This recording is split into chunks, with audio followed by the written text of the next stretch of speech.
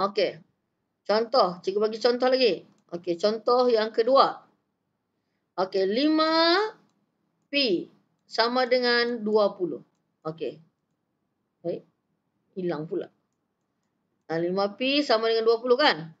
Apa maksud 5P ni tadi? 5 darab P sama dengan 20. Okey. Jadi, apa tujuan kita buat ni? Kita mau dapatkan nilai P.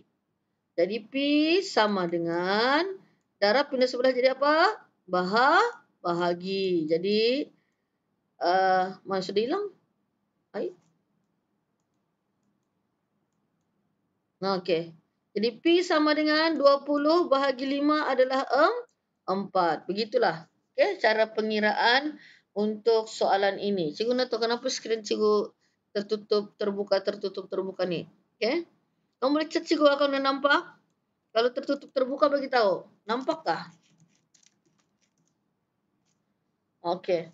Cikgu ada chat di sana. Cikgu rasa semua sudah masuk ni. Kita saja. Alright. Okey, cikgu buat lagi sekali. Cikgu bagi contoh lagi. Ni contoh yang lama ni cikgu padam. Okey, cikgu bagi satu contoh lagi sebab lepas ni kita akan buat sendiri. Kamu akan buat sendiri ya. Okey. Chat pun hilang. Relax. Okey. Nampak, kita cuba sekali lagi. Okey, masih bentuk yang sama, masih sifat nombor 1. Contohnya 6K. 6K sama dengan 12. Macam mana kita mau dapatkan nilai K? Macam mana kita mau dapatkan nilai K? Apa maksud 6K tadi? 6 darab K sama dengan 12. Apa cikgu cakap tadi? Kalau kita mau dapatkan nilai itu, darab pindah sebelah menjadi apa? Bahagi. K sama dengan 12 bahagi 6. K sama dengan berapa? K sama dengan 2. K sama dengan 2. Okey, memandangkan ada yang baru masuk lagi satu orang. Cikgu tunjukkan lagi sekali contoh, okey? Yang baru masuk. Hari ini kita masuk bab 6. Okey, hari ini kita masuk bab 6 bersama linear. Tajuk yang paling penting di dalam matematik. Okey. Contoh lagi cikgu bagi contohnya 7R. 7R sama dengan 21. 7R sama dengan 21. Ya, cikgu pun tak tahu kenapa hilang-hilang ni tau. Cikgu tulis balik ah. 7R sama dengan 21 kan? Jadi, untuk mendapatkan nilai R, apa maksud 7R? 7R tu maksudnya 7 darab R. 21. Okey. Jadi, untuk mendapatkan R,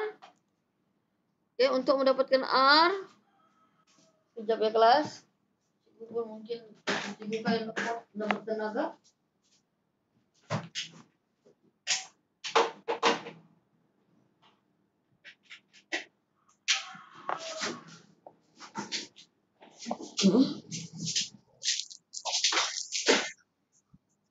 Okey, semula. 7. Okey. Jadi, untuk mendapatkan R, 7 itu dipindah sebelah menjadi apa? Bahagi. Jadi, R sama dengan 3. 21 bahagi 7 adalah 3. Okey. Kamu boleh chat cikgu kalau tidak jelas. Boleh chat cikgu. Okey. Mana sudah cikgu punya setting tu hilang. Okey. Okey, di sana cikgu sudah sediakan di tepi tu. Okey, sekarang ni kita masih berada di sifat yang pertama. Cikgu akan bagi beberapa soalan. Kemudian cikgu mau kamu jawab terlebih dahulu.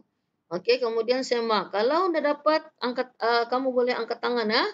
Tahu kan macam mana mau angkat tangan? Okey, ataupun jadi yang ini kelas. Y per 2 sama dengan 5. Macam mana kita mau dapat nilai Y? Ini bahagi per. Bahagi kalau dipindah ke sebelah menjadi darab. Bahagi pindah sebelah menjadi darab. Tadi kalau darab pindah sebelah jadi bahagi kan? Sekarang bahagi pindah sebelah jadi darab. Macam mana caranya? Y sama dengan 5 darab 2. Jadi Y sama dengan 10. Okey, jadi maksudnya kalau tadi darab pindah sebelah jadi bahagi. Sekarang bahagi pindah sebelah menjadi darab. Okey, semua ni cikgu rekodkan. Jadi kalau kamu lupa, kamu boleh tengok balik video lah untuk ulang kaji. Okey. Seterusnya, cikgu bagi lagi contoh.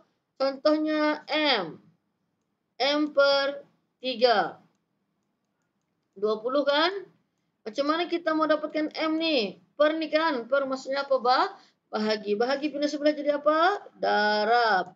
Jadi 20 darab 3. Jadi M sama dengan berapa? 60. 60. Jadi cikgu ada orang yang tidak dapat masuk, tidak. Line yang dah kuat.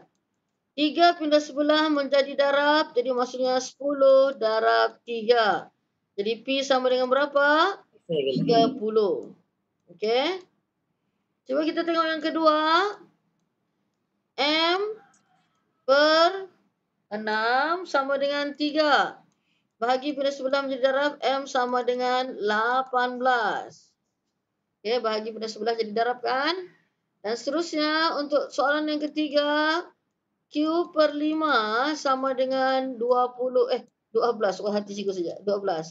Jadi Q sama dengan 12 bahagi 5, 12 darab 5, 5 darab 6, 60. Jadi kalau betul, sila write semua sekali. Maksudnya kamu sangat menguasai. Tahniah.